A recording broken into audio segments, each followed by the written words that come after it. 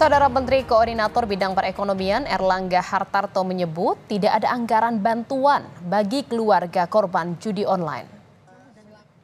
Pernyataan Erlangga merespon usulan Menko PMK Muhadjir Effendi yang menyampaikan korban judi online masuk atau terdaftar sebagai penerima bantuan sosial atau bansos.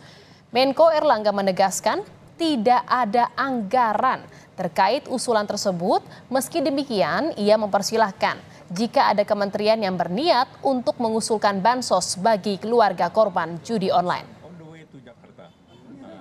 Kalau Pak Anies kan bergerak tidak ada di dalam anggaran yang ada sekarang. Tentu kalau ada usulan program silakan dibahas dengan kementerian teknis. Ya.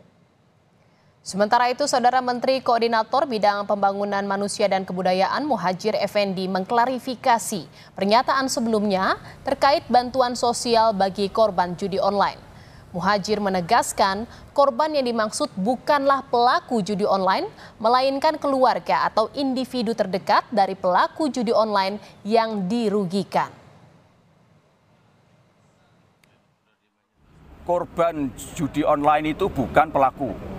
Nah, siapa korbannya? Korbannya adalah keluarga atau individu terdekat dari para penjudi itu yang dirugikan baik secara material, finansial maupun psikologis. Dan itulah yang nanti akan kita santuni. Kalau mereka itu yang kehilangan harta benda, kehilangan sumber kehidupan, ya, maupun kehilangan mengalami trauma psikologis, ya, kalau mereka itu nanti berupa keluarga, ya, jadi keluarga sekali lagi ya, keluarga, dan keluarga itu jatuh miskin, maka itulah yang nanti mendapatkan bantuan sosial.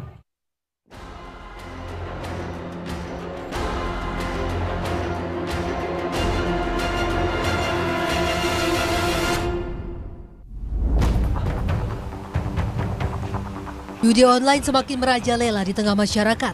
Selain menimbulkan kecanduan buruk, dampak judi online ini juga sangat beresiko memicu tindak kriminalitas. Pegawai Bank Maluku, Maluku Utara, nekat membobol uang titipan Bank Indonesia senilai 1,5 miliar rupiah untuk bermain judi online. Sejak dititipkan pada Desember 2022, pelaku menarik uang secara bertahap sampai dana tersebut habis. Setiap menarik uang, pelaku selalu melakukan pencatatan dan register, kemudian diedit lagi ke sistem, sehingga terkesan uang itu utuh dan tersimpan. Sementara di Medan, Sumatera Utara, sebuah video diduga seorang juru parkir tengah bermain judi online dengan menggunakan mesin e-parking milik Dinas Perhubungan Kota Medan beredar di media sosial. Belakangan diketahui, pelaku adalah seorang pemuda yang meminjam alat e-parking milik sang juru parkir. Akibat dampak judi online, awal Juni lalu, seorang poluan di Mojokerto, Jawa Timur, tega membakar suami yang juga polisi karena diduga sang suami kerap menghabiskan gajinya untuk bermain judi online. Sempat berupaya diselamatkan, namun nyawa sang suami tak tertolong hingga meninggal dunia. Tak hanya itu, Wakil Ketua Komisi 3 DPR RI Habibur Rahman juga mendapatkan sejumlah laporan adanya anggota DPR yang diketahui bermain judi online. Laporan beberapa anggota dari DPR bermain judi online telah masuk ke MKD DPR RI. Bahkan ada laporan datang dari pihak keluarga langsung. Saat ini, melalui Mahkamah Kehormatan Dewan, menangani anggota-anggota tersebut telah memberikan teguran terhadap oknum yang diduga bermain judi online. Bahwa anggota DPR dilarang mengunjungi tempat perjudian. Jadi bermain judi online itu kan sama saja dengan mengunjungi tempat perjudian. Nah, tingkatan penindakan yang kami lakukan adalah mulai dari peringatan, ya, lisan. Kalau terulang kembali maka bisa dengan peringatan tertulis, lalu sanksi yang lebih keras, bahkan bisa diberhentikan, ya, sebagai anggota DPR. Ya. Alhamdulillah dari beberapa kasus yang diberikan peringatan lisan, ya, perbuatan tersebut dihentikan. Hingga saat ini ada 2,1 juta situs judi online di Indonesia telah ditutup. PPATK mencatat transaksi judi online pada tahun 2023 mencapai sebesar 397 triliun rupiah. Sementara pada tahun 2024, periode Januari hingga April mencapai 600 triliun rupiah. Tim Liputan Kompas TV. Saudara, sejumlah anggota DPR RI dilaporkan terpapar judi online. Laporan datang bahkan dari pihak keluarga. Atas laporan itu, Mahkamah Kehormatan Dewan (MKD) DPR kini tengah menangani anggota-anggota tersebut dan telah memberikan teguran terhadap oknum yang diduga bermain judi online.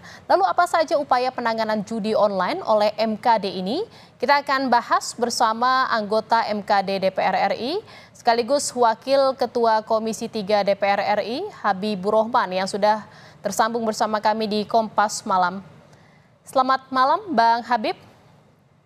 Ya, selamat malam. Selamat malam, Bang Habib. Ini benar ya, Bang, ya, ada sejumlah anggota DPR RI yang terpapar judi online? Ya, kalau laporan yang kami terima ya adalah dugaan ada anggota DPR yang diduga keluarganya bermain judi online, ya. Karena itu kan kami selaku saya kan anggota MKD, ya. Sudah ada beberapa keluhan atau laporan disampaikan oleh keluarganya sendiri seperti itu. Berapa banyak, Bang, laporan yang masuk? Nggak banyak. Ada beberapa saja, ya. Jadi kami kalau di MKD itu kan tindakannya kan bertahap. Ya, untuk hal-hal yang seperti ini ada juga hal-hal yang domestik, misalnya persoalan-persoalan rumah tangga, ya.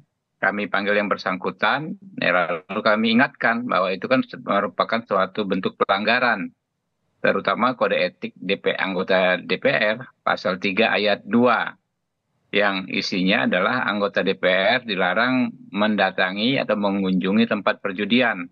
Ya, main judi online ini kan sebetulnya lebih parah dari sekedar mendatangi tempat perjudian.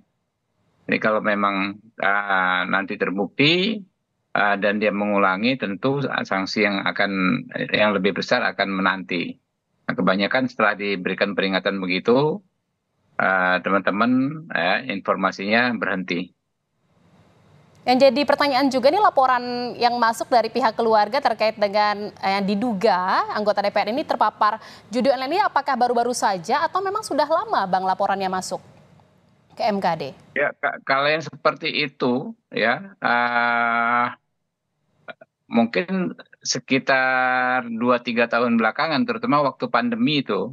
Ya, waktu pandemi kan memang aktivitas fisik itu kan orang susah, ya. Mungkin itu iseng-iseng atau seperti apa. Jadi ada yang lari ke negatif seperti itu. Berawal dari iseng-iseng atau mungkin ada alasan lain, Bang, yang memang dilaporkan oleh pihak keluarga ke MKD ini, kenapa sih akhirnya sejumlah anggota DPR ini terpapar judi online? Ya, kita nggak sejauh itu. Yang jelas ya, kalau memang sudah meresahkan keluarganya kan berarti kan kita harus membuat satu tindakan yang menghentikan. Kita nggak interogasi apa sebabnya dan lain sebagainya, ya. Yang jelas diduga kuat oleh keluarganya yang bersangkutan bermain judi online. Jadi saat laporan masuk dikonfirmasi oleh MKD atau memang langsung saja diberikan teguran seperti itu, Bang, prosesnya? Ya, kita konfirmasi, ya, kita berikan peringatan, ya. Perkara pembuktiannya apakah benar bermain atau tidak, yang jelas kita ingatkan kalau terulang atau terbukti kemudian bahwa yang bersangkutan bermain judi online, maka penindakannya akan lebih keras. Saat laporan dari keluarga masuk ini, seberapa parah, Bang, laporannya anggota DPR ini terpapar judi online? Yang jelas ya, kalau sudah menyampaikan laporan, ya, terutama istri itu kan, tentu kan sudah meresahkan, ya, tindakan tersebut mungkin ya sudah dianggap mengganggu, gitu. Jadi karena mengganggu, ini akhirnya dilaporkan ke MKD. MKD ini mengkonfirmasi lagi ke anggota DPR, apakah juga mendalami berapa angka terbesar uang yang dihabiskan atau kerugian dari akibat judi online ini, Bang? Tidak sampai sebegitu, ya. Tapi walaupun kecil sekalipun tentu tidak tepat, tidak boleh, ya, anggota DPR bermain judi. Selain karena iseng-iseng Bang, tapi dari selama ini yang Abang konfirmasi, dari MKD konfirmasi ke anggota DPR yang memang terpapar judi online ini, apakah mereka juga menyebutkan alasan-alasan lain mungkin kenapa akhirnya tertarik judi online? Kalau dari perspektif dari kami Bang tidak Habib? menangkap seperti itu ya. Yang jelas yang kami monitor apakah masih bermain atau tidak, ya kebanyakan berhenti setelah sampai ke MKD gitu. Tapi kalau saya lihat ya, kebanyakan kan ini di zaman pandemi kemarin ya. Jadi ketika kemarin penindakan kasus judi online dibikin oleh Satgas, saya tanya wartawan soal adanya profesi polisi, profesi TNI, maka saya sampaikan hal ini gitu. Jadi ini sebetulnya bukan hal yang baru ya, hal yang sebenarnya justru lebih banyak dulu terjadi ketika zamannya pandemi. Jadi memang sudah berlangsung 2 atau 3 tahun terakhir ini, apalagi pas lagi pandemi. Justru kalau ya bukan sudah berlangsung ya. Banyak laporan tersebut seingat saya di masa pandemi itu ya. Jadi ketika sudah zaman saat ini saya juga bukan pimpinan lagi di MKD, setahu saya sudah hampir tidak ada laporan seperti itu. Yang juga jadi pertanyaan nih Bang, apakah memang setelah ditegur gitu ya anggota DPR yang terpapar judi online ini, apakah ada lagi setelah ditegur mereka mengulangi perbuatannya atau memang sekali ditegur mereka sudah dipanggil MKD pasti berhenti karena pertaruhannya kan yang bersangkutan akan diberhentikan dari DPR kalau mengulangi. Boleh dijelaskan Bang, penanganannya apa saja sih yang dilakukan oleh MKD untuk bisa mencegah anggota DPR ini terpapar judi online? Ya, kalau mencegah, kami tentu mengingatkan teman-teman soal kode etik. Kami selalu mensosialisasi kode etik DPR. Bukan persoalan judi online saja, banyak sekali hal ihwal yang diatur tentang perilaku ya anggota DPR dalam kehidupan sehari-hari, baik ketika rapat, kemudian bertemu dengan mitra, bertemu dengan masyarakat, itu ada di kode etik DPR. Ya, Bang Habib, ini juga ada usulan bansos nih Bang untuk keluarga penjudi online. Ini nanti kira-kira akan dibahas nggak ya sama DPR? Itu sebetulnya kan nanti bukan di Komisi 3. Tapi logikanya gini ya, kenapa saya pernah mengatakan kemarin setuju kepada keluarga dari pelaku judi online ini mendapatkan bansos. Jadi Abang setuju tentu ya? Bukan, terkait dengan usulan itu. Makanya nanti dulu saya ngomong dulu, Anda mau saya yang bicara apa Anda yang bicara gitu loh. Iya, saya mau memastikan saja Bang. Makanya mau lanjut atau enggak nih? Ya, lanjutkan silahkan. Anda aja yang bicara gitu loh. Ya. Jadi ya yang saya maksud saya setuju mendapatkan bansos adalah orang yang miskin ya. Karena keluarganya atau kepala keluarganya bermain judi online. Jadi kalau kita mengacu kepada prasyarat atau syarat-syarat penerima bantuan sosial adalah miskin. Apapun penyebab miskinnya, saya pikir kita tidak bisa membedakan, ya. Tidak bisa, misalnya miskinnya hanya karena bencana alam atau karena gaya hidup. Orang miskin itu kan penyebabnya macam-macam.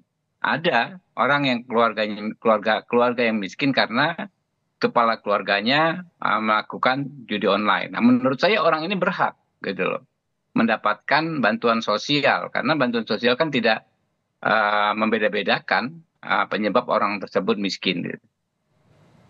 Ya, jadi memang setuju ya Bang ya, karena ini juga tujuannya bansos ini bukan untuk pelaku judi online, tetapi keluarga atau individu yang terdampak kerugian dari dan miskin. Nah, ya bukan hanya karena ekonominya menurun ya, biasa kan ada kepala keluarganya bermain judi online, ekonomi menurun tetapi belum memenuhi syarat untuk menerima bansos. Ya, tentu syarat utama adalah situasi keluarga tersebut ya ekonominya memenuhi syarat untuk menerima bansos. Baik, terima kasih atas perbincangannya. Ya, okay, Bang Habibur Rahman, anggota MKD DPR RI sekaligus Wakil Ketua Komisi 3 DPR RI. Selamat malam, salam sehat Bang.